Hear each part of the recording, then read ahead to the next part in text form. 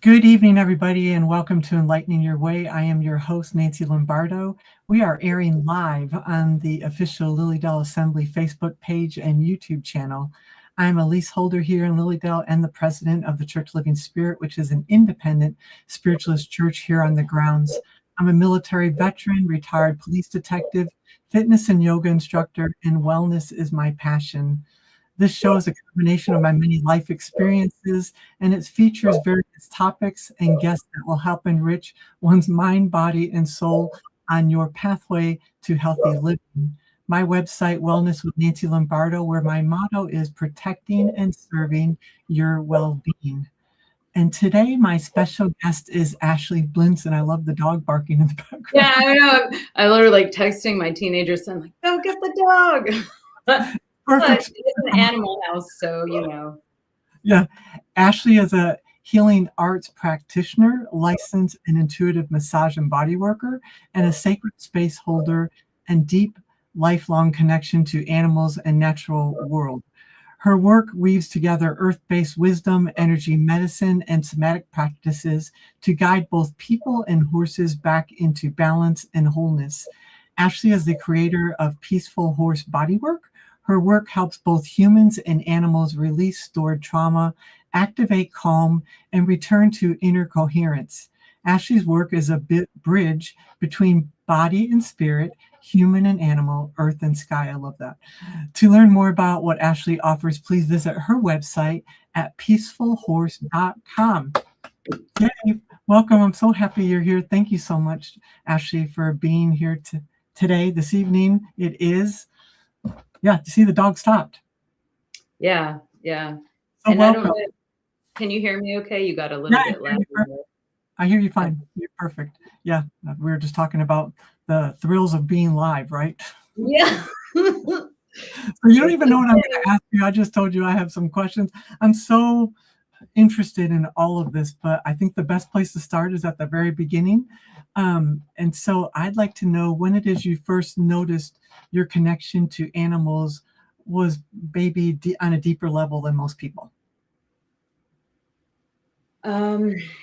Well, awareness of it probably, gosh, I don't even know. I mean, as a little person, and my entire life, the animals have been such a big part of my experience. And when I was younger, they were my solace, my companions, my relief from all things challenging in the world. So I think I've always been connected, and maybe more than I realized. And then in terms of working with the animals, that really started when I was in my 30s.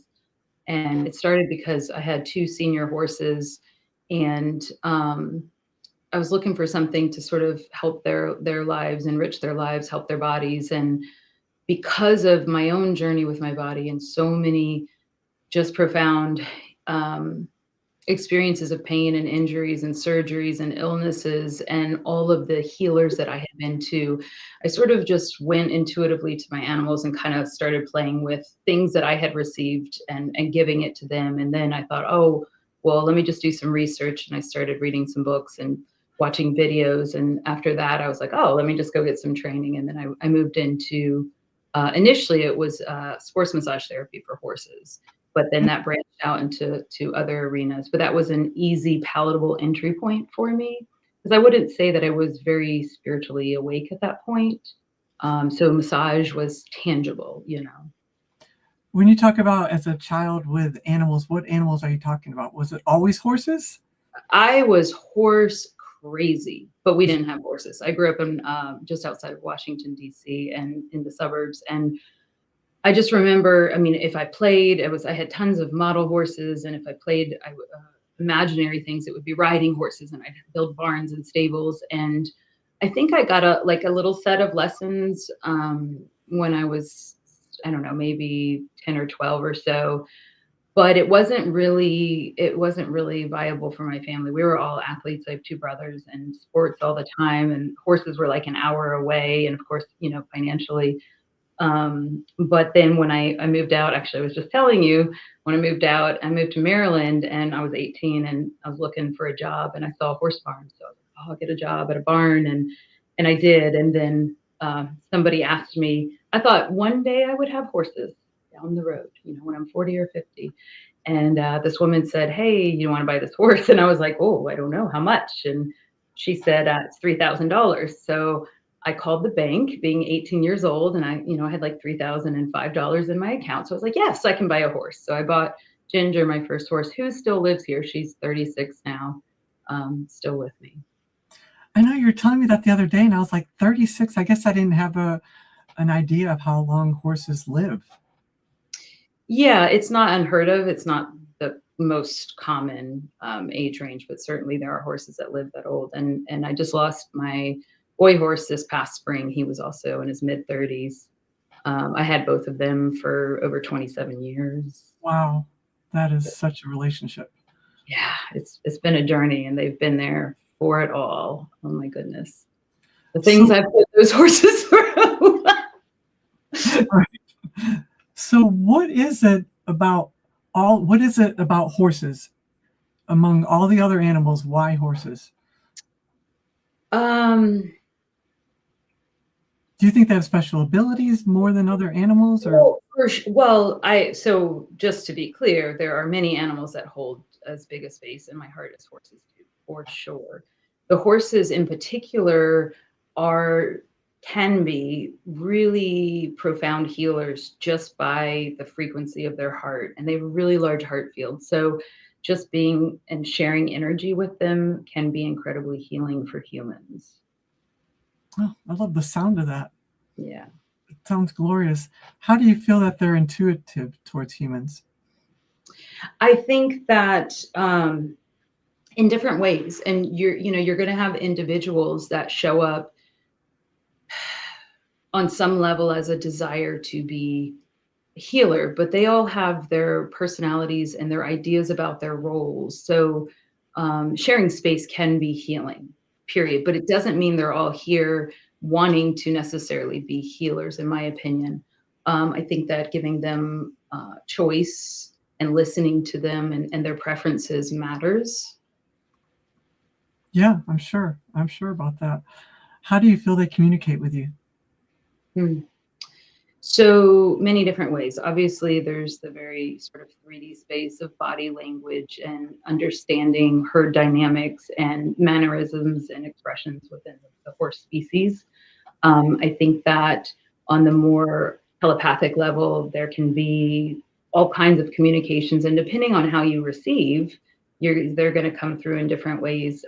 Most animals do really well with pictures, so if you want to communicate, it's best to, or potentially the most accessible way to make the connection is through images. So sort of picturing the images, like I was picturing my dog being quiet and not barking, that kind of thing. But pictures are an easier way. And then it's also like, what level are you communicating with them on? Is it just, this sort of natural 3D body language, sounds, those kind of things, or are you going to a deeper like soul level communication, which becomes a different conversation, I think. But I think that anything is available to speak to on deeper and deeper levels. Yeah, I would agree with that for sure. So, for people that might not be familiar with this type of work specifically, can you tell us about your animal body work? Sure. Again, going back to the massage word, because most people know the word massage. Right. Um, so my work with the animals involves touch and or energy. And animals are super sensitive, so a lot of times you don't have to touch them to create effect and change within the system.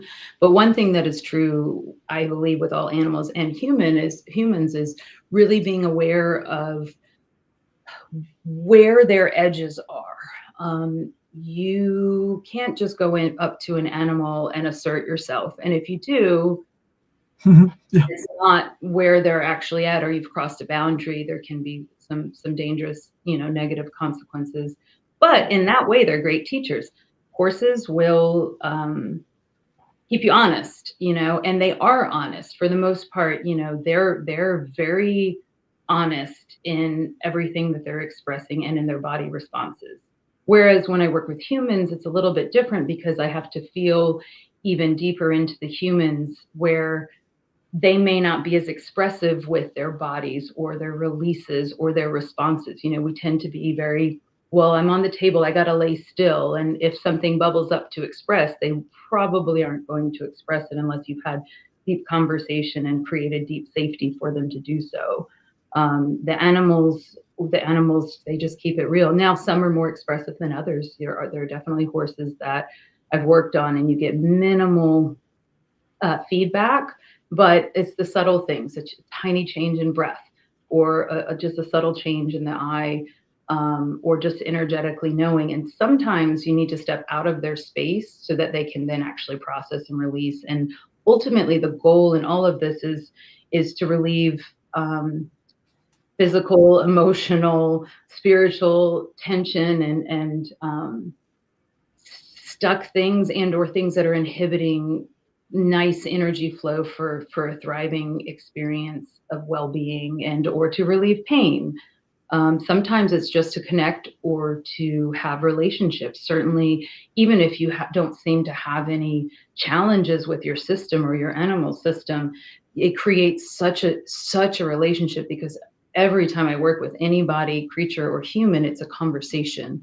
It's a conversation with their energy, their field. It's a conversation with their body. And for me, it's just been super easy now that I've done enough healing work on myself to really read people and animals and frequency. I just live in the energetics, and it's just as tangible as touch to me. And so I can read things, and I can tune into frequencies with sound and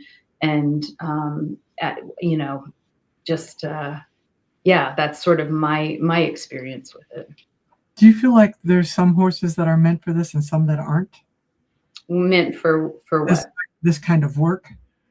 Out of respect for the individual, I'm going to say that absolutely. Am I everybody's cup of tea? No. It's just like on the massage table. There has to be a resonance there and a receptivity. Now, do I feel confident I can dance with most everybody and horses? Sure, but to what degree they're going to receive relief and or experience the benefits is relative to where they are in their journey and all those other variables.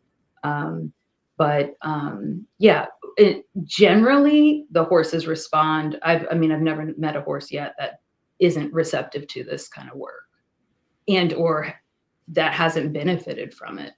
Right.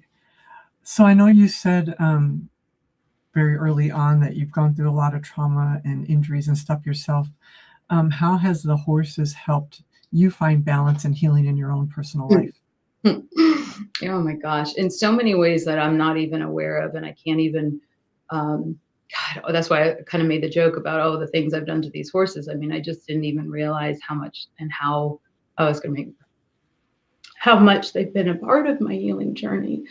And like even now, to be able to go out to the barn, my barn is maybe 50 yards from the house. So they're super close to me. And one of my horses, his name is Scout. I call him my cry horse. So if I have anything going on and I feel I need to release, like I can go out to that horse and I can hang on his neck and just bawl in his neck. But we have that relationship, and he's open to that. Now Ginger, on the other hand, she doesn't want me to cry on her, and so I don't go to her in that way. But she's a great teacher, and she's 36. Her body's, she had a big injury, probably 20 some years ago. So she stopped being able to be ridden, and also there are some like permanent changes in her bone structure, and it causes some discomfort. So she's always open to receiving, and her favorite place to be scratched is actually under her belly, kind of between her nipples, is her favorite place to be scratched. And she will, at this point, she has full permission to be rude and pushy, and she will literally walk in front of you and like hip check you to get you at the right spot and demand that you scratch her. Yeah. And she has earned that right and that privilege, and we honor that here. One of our viewers just put that their horse makes nasty faces when she gets massages and doesn't like to connect that way at all, where the gelding loves it. Yeah, and she used the word massage, so I would challenge that. The way that it's happening is too assertive and with an attachment to the outcome. potentially, and that if the horse is saying no to that, then try the same massage moves several feet off the body and see if you get a response. Oh, that's very Like good.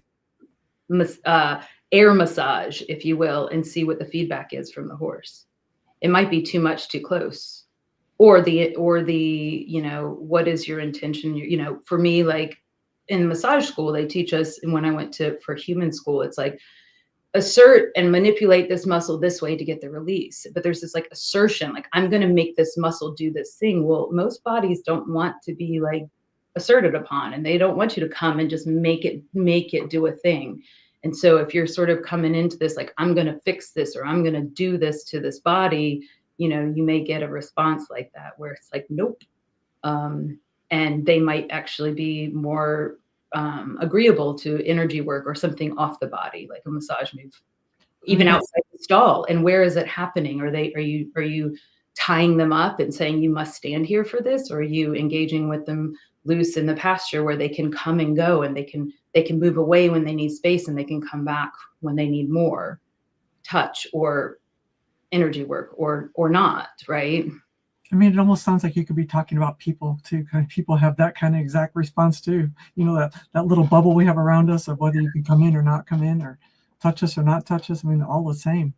Yeah, and it's interesting that with humans, we'll go, "Oh, may I touch you?" Or maybe ask for that permission. But with our animals, we just go up to them and I'm going to do this thing to you. I'm going to pet you because it feels good to me without even checking in with the animal. Do you want to be touched right now? How Yeah, do you want to be touched right now? very valid point. Very valid point. So, is there any experience in your work that you've done that stands out for you with your work with people and horses? A special experience you've had? Um, Special experience with people or horses. How do you mean? Just there's so many special The experiences. outcome of it, or their reaction to, I'll tell you one of my favorite stories to share from yes. when I was first starting with the horse body work. I knew this man who had two miniature donkeys or two small scale donkeys, and I'd bought hay from him at some point. And so I'd just taken one of my courses, and I needed horses to practice on. But this was a specific modality, and it required a lot of manipulation of legs and like movement and things like that. And so I reached out to him. I said, "Hey, can I work on your donkeys? Can I practice on your donkeys?" And he said, "Of course." So I went and I practiced on these little donkeys, which was really comfortable because when you're learning new things, you have to be kind of in your mind because you're learning a technique, right? Until it becomes fluid and sort of in muscle memory and or you move into intuitive touch, right? So like I'm trying to remember all these techniques that I learned. And these little animals, they were so easy to work on. They're small. I was like, oh, this is so much easier. And if they kick me, it really doesn't hurt. So these two little donkeys were great for me to learn on. And the first night I practiced on them, he called me and he said, "Ashley, you're not going to believe this." I said, "What's that?" He said, "I've never been able to walk up to this donkey in all the years I've had her out in the field, ever." And that night after I worked on her, he was able to approach her in the field and she didn't run Oh, that's a away. good.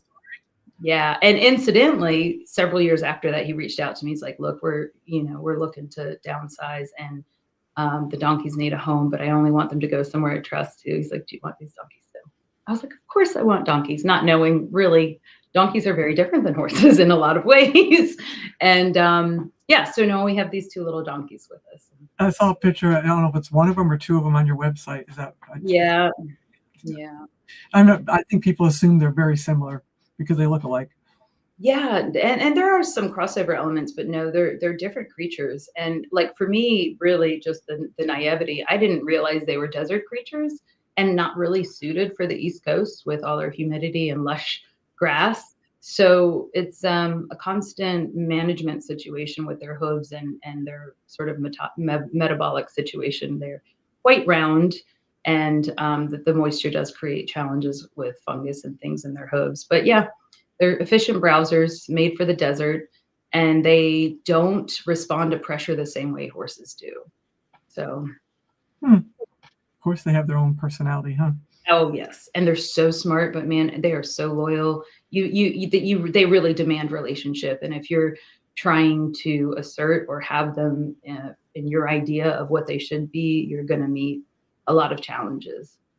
Hence, I'm sure you've heard, oh, donkeys are stubborn. Well, they're not stubborn. They're just actually quite smart and intelligent, and they want respect. And if you respect them, they're very loving. They're very affectionate. They love the interactions, and they are very willing to absolutely do the things you need them to do when there's real relationship and respect there. That's what you always hear about donkeys. They're so stubborn. Yeah. Um, so what is animal assisted coaching? Mm. So that's when we would go out to the barn or the pasture and move into dialogue around what's happening in your world and what you're potentially looking to heal or where you're looking to grow or what you need to possibly tap into that you're not quite aware of yet. The horses are incredible tools. Tools not the right word because that would almost be disrespectful, but allies in this process of mirroring and reflecting back. And like I said before, they demand a certain presence. And I'll give you a for instance. There was this wasn't in a coaching situation, but there was a young man who kind of was coming around to help me some, and he liked to come visit the horses, and I would let him do so. And I was watching him one day. He was out with the donkeys, but he was just like on his phone. And then I just let him be. I'm like, this is interesting. And he came in and he said, you know what? He's like, Mary bit me. I'm like, oh, okay, what were you doing? Like, were you there? Were you present? And no, he wasn't. He was busy on his phone and just not present. And so in that way, they can be incredible teachers as well. Now that's a different situation, obviously, because he was just out there by himself. But real talk, they've taught me so much more presence because if you're not aware and present, that's when things can happen.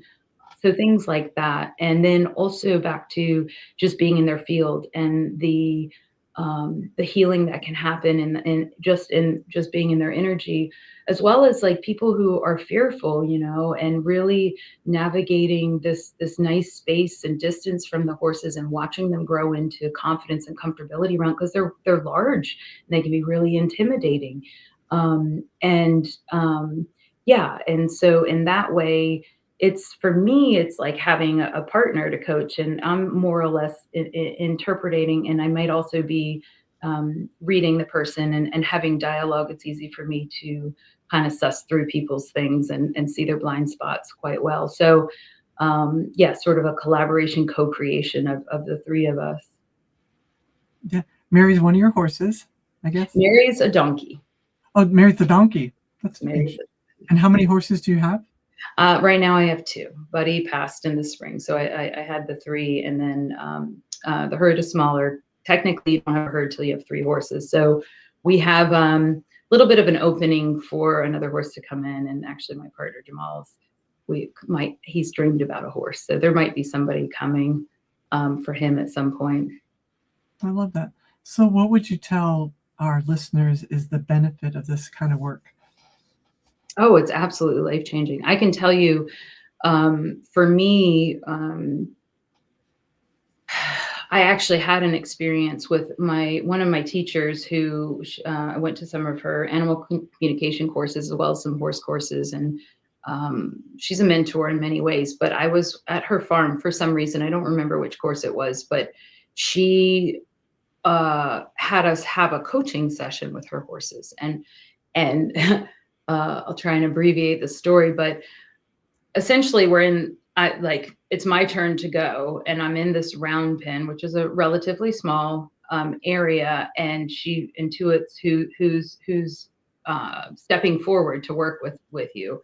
And the horse that chose me was this horse with a little bit of a reputation for having strong opinions and maybe biting and kicking. And I was just like, oh my gosh, I was so scared. I was like, oh God, please don't let this be a rough lesson, because I was really fearful.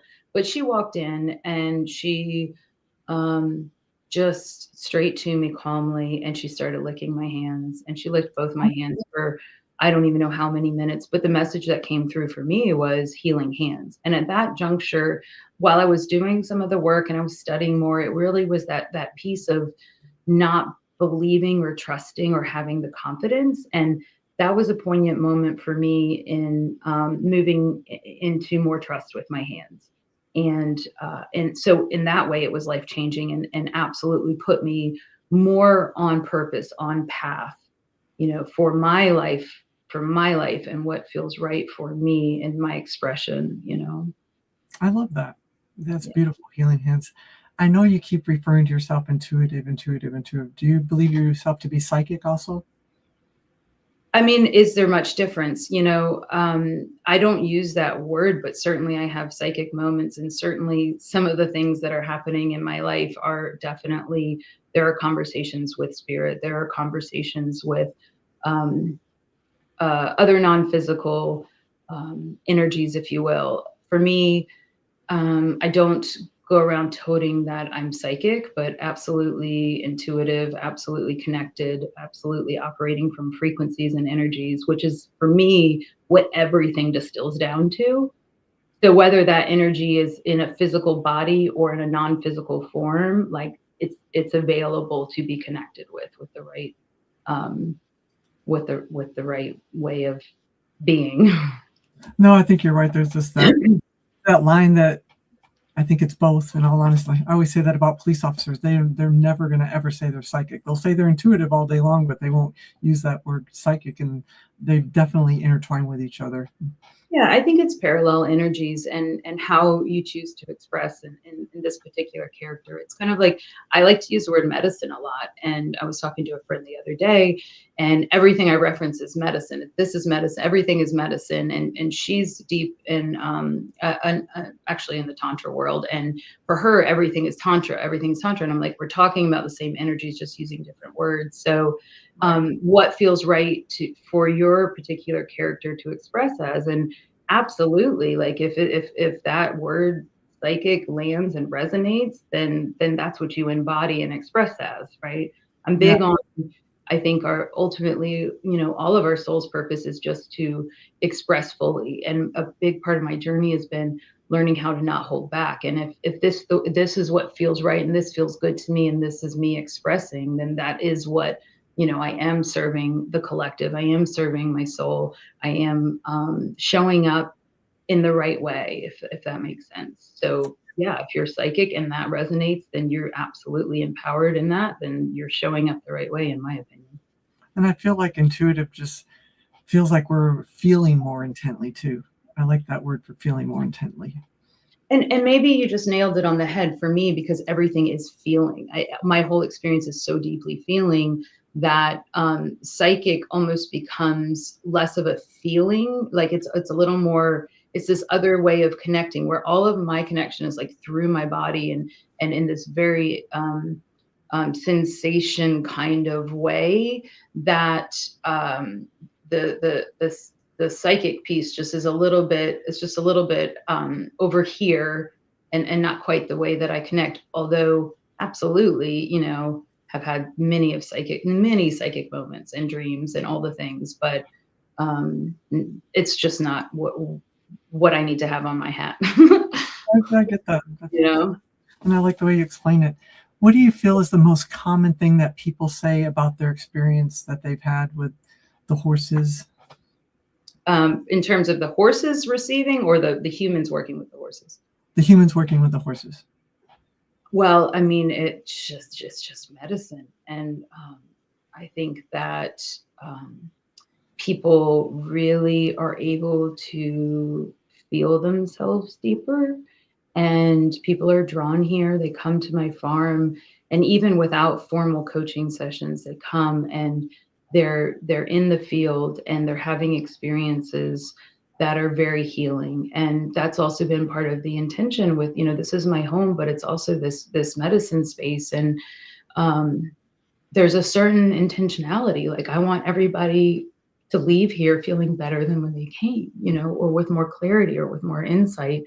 And thus far, the feedback has been such that absolutely. And it's just like with my healing work with people, when I touch their bodies, and they'll tell me, like, afterwards, you know, how did you do that? How were you in there? Or how did you know to ask about my mother, or those kind of things? And yeah, the feedback's been phenomenal, which is, again, right, first comes trust. Like, I had to trust. I had to trust my hands. I had to trust, like, this is happening and I'm doing this thing, before the feedback ever came affirming that it was working and right and well and beneficial. And since I've really leaned more into the trust and the belief side of things, the feedback on the regular just keeps affirming that what I'm doing is right, as well as the sensation of being myself and expressing that the way that I want to express, including in how I express in the healing room and in the touch, right?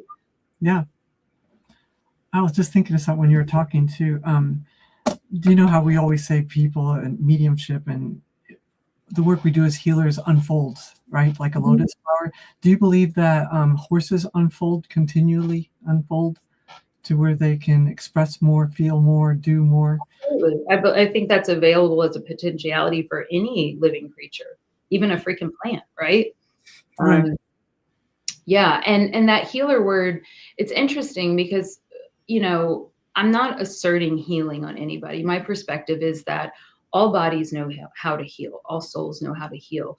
And if working with me helps heal something relationally, then great. If working with me bring models something for your system to pick up on and understand that it too can be that, then great. So I use the word healer, but I don't feel like I'm a healer. I feel like maybe perhaps I carried this healed energy in my field and people can match with it or not, right? Right. Well, we always say as spiritual healing, also healers, that we are not the healers. We're Right. the conduits of the energy. It Exactly. moves through us. So yeah, 100%.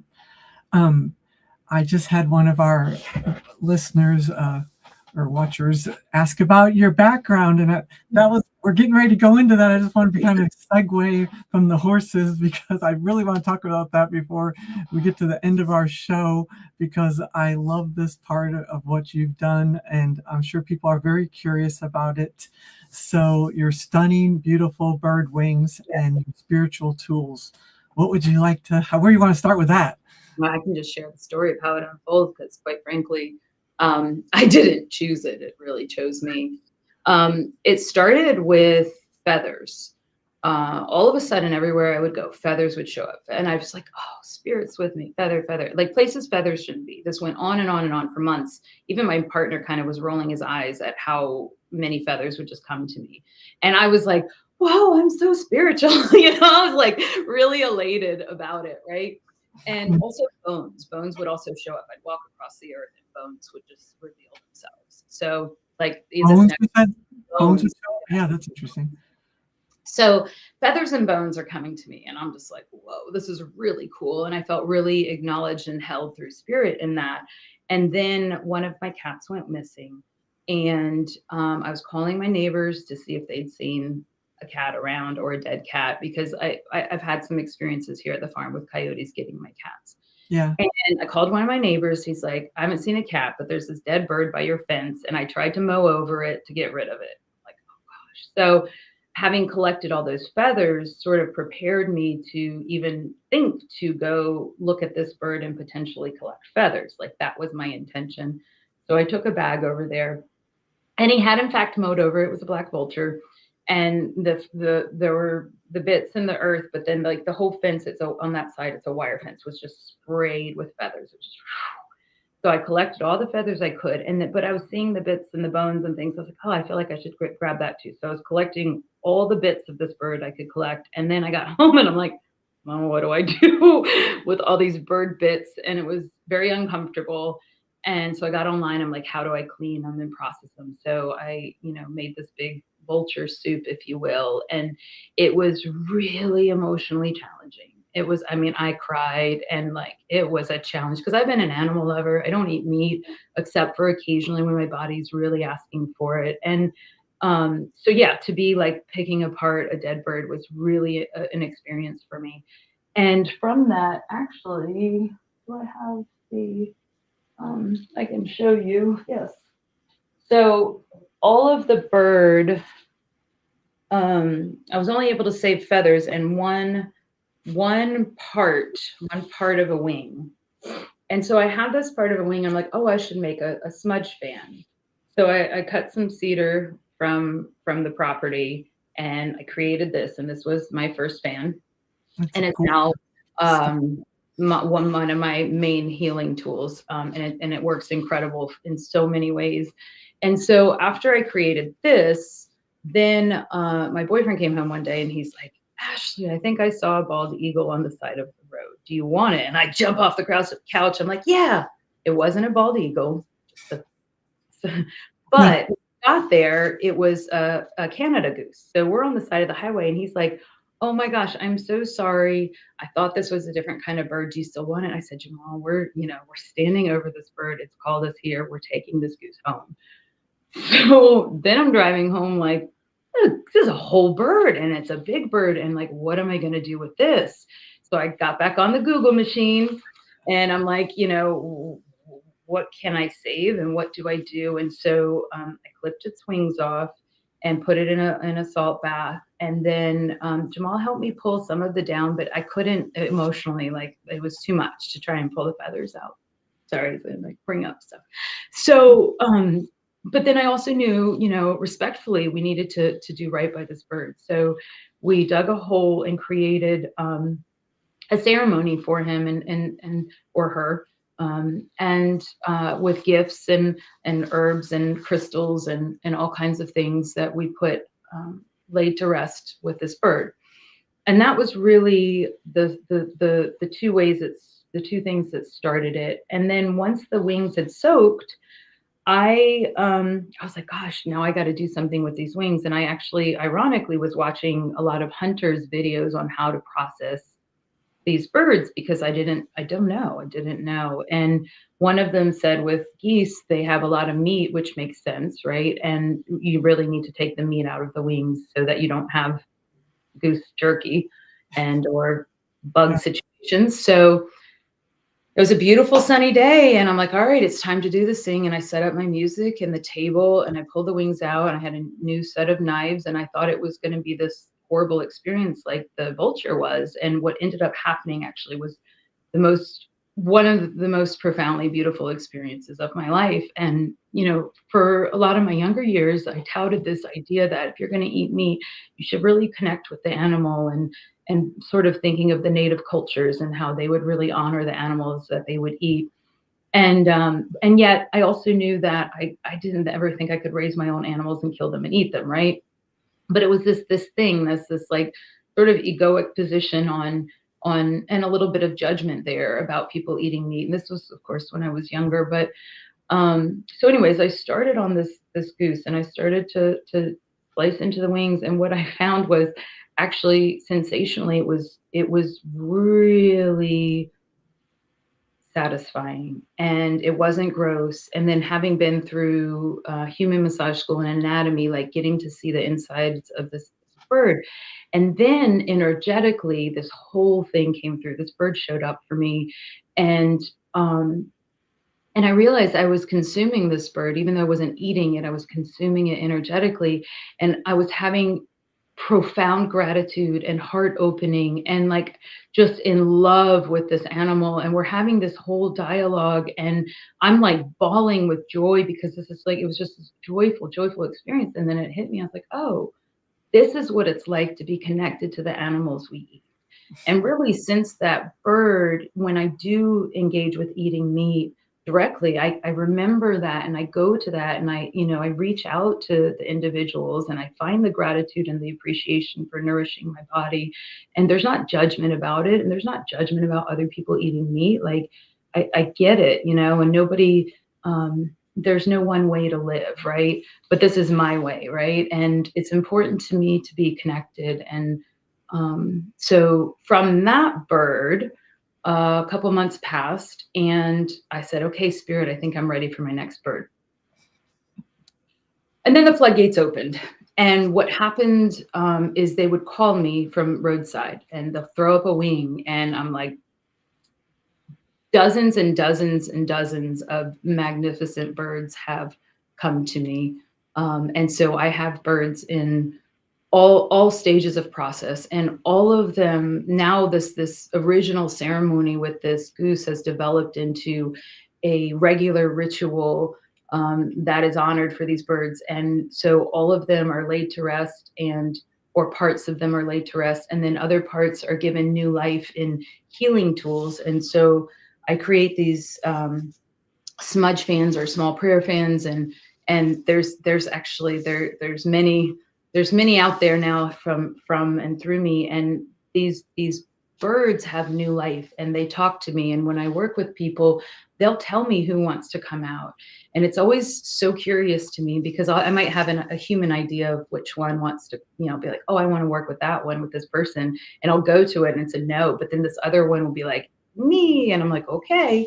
And yeah, there's so much synchronicity and profundity and power in these animals. And then to bring it full circle, I donate back to, well, it's not just been birds, it's been other animals. This necklace is from a deer and a skunk I picked up the same day, and shallow buried in the woods, and then was able to collect the bones. But they also had their ceremony as well, and their gifts, their parting gifts. But where was I going with that? Oh, I donate back to the local wildlife center, and then also to the local raptor center that actually is recovering injured birds and releasing them when they're able. I mean, I definitely feel like it's your calling of sorts, because the normal person does not come across that many birds. They just don't. And now anytime when I'm out running, and I don't see birds that often, hardly at all, but I think about you for sure. I mean, because of you, I collected bird wings with bones that I would have never ever in my life picked up. I thought I could honor this, and it's an absolute beautiful thing what you do, and your ceremonies and honoring them, and they're beautiful. I mean, they are just beautiful. Yeah, and I think that also, it's what is death? I mean, I think my big part of the journey with these birds, as well as my cats that I've lost to coyotes, and my horse passing, and my other animals that I've helped transition, is like death is just change, right? At its core, it's just change. And so they've been incredible teachers for me. And sometimes it's beautiful, like the goose, and other times it's so hard. It's so hard sometimes. And there are times my human self's like, oh, I just don't have the energy, or I don't want to do this, but I have to. Like, it's just like I have to do it right every time. And yeah, and like Can you you show said, that one that you did with your the horse that you showed me the other oh, day? Buddy's fan. Yeah. Yeah. So the day that my horse passed, I was actually not here. I was a couple hours away, and my boyfriend was here when he went down in the pasture. And this black feather is from by his body. I'm pretty sure it's a vulture feather. And then so after I literally pulled over on the side of the road to FaceTime as the vet was euthanizing him, but he was already well on his way out. He was very gone. And so after he passed, and I didn't have to rush home immediately, this turkey came, and it was a full turkey on the side of the road with one feather that was not attached. So that's this feather in the fan. And then I picked up two more owls after that turkey. And so this is from one of the owls. And then these are some vulture feathers, and my horse's some of his hairs wrapped up in here. And there's a cedar or Palo Santo stick under the leather. Beautiful. What a beautiful tribute. Yeah, and I think this is from that same turkey right there, that one. Yeah, it's a stun. I mean, they're just stunning, and they are on your website for people that are interested, if they want. Yeah, and I think really, if you're interested, you just have to reach out and see what's available. Right. I had one other question about horses before we kind of wind this up. How is working with horses help people with trauma and lifelong fears? Mm. Mm.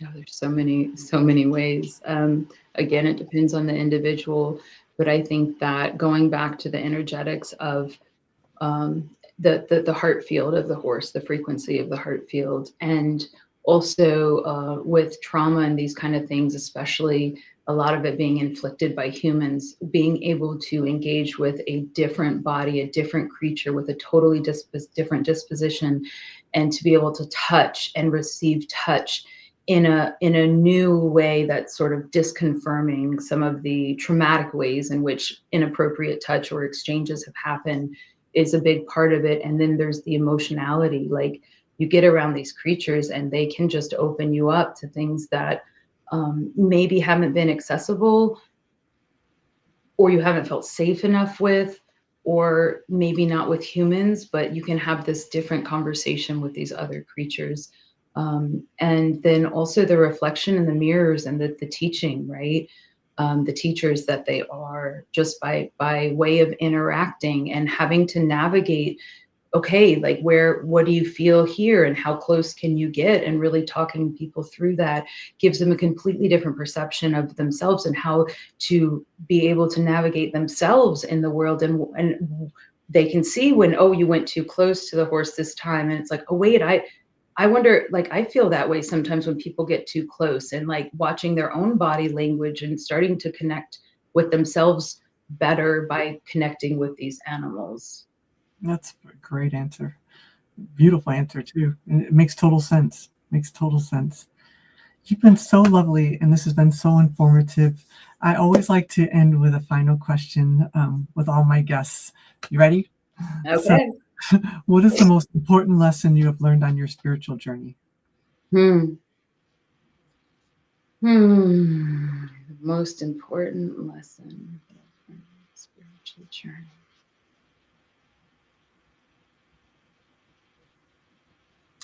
It's two parts. One is change is constant. Everything is constantly changing, whether we're aware of it or not. Our cells are literally turning over and changing and changing and changing. There's a dog. And in that way, death is just change as well. You know, it's just changing. And you can look at how the leaves fall, or the plants die and they go to earth and then they transform into something else. So there's this constant change and transformation. And the quicker you can make peace with that concept, the easier the challenging times in life will be. And then I go back to number one sole purpose is express authentically, whatever that is, no matter how weird it is. In fact, the weirder it is, the probably more on track you are with your true expression, because that's what the world needs. That's what the collective needs. And permission to exist. Yeah, for sure. Well, thank you for being here on this night of solstice, huh? Tomorrow the days get longer, so I'm happy about that. Please remind people your website. It's peacefulhorse.com. Okay, so please reach out if you have any questions for Ashley, or she's got a contact on that website also, and everything she offers. And you are in outside of Charlotte. Just, a few miles outside of Charlotte. Yeah, I'm sure you don't have as much snow as we have here in Lilydale. I'm positive of that. What's that? I'm sure you don't have as much snow as we have here. No, we have zero snow, but I wish we did. I want to come visit you from your pictures of all that. I know. You're gonna love Lilydale for sure. You'd fit right in. Well, thank you, everybody. Thank you, Ashley, for tonight. Thank you, everybody, for joining us. Please join us again in 2 weeks. We'll have another episode of Enlightening Your Way. Check back here on the Lilydale Assembly Inc. Facebook page for everything that's going on here in Lilydale. Also the website, lilydaleassembly.org, and my Facebook page is Wellness with Nancy Lombardo, and Instagram, nancy.k.lombardo, where my motto is protecting and serving your well-being. Thank you, Ashley, again. Very much. Thank you all for joining us. My name is Nancy Lombardo, and I wish you all a good evening. Bye. Thank you.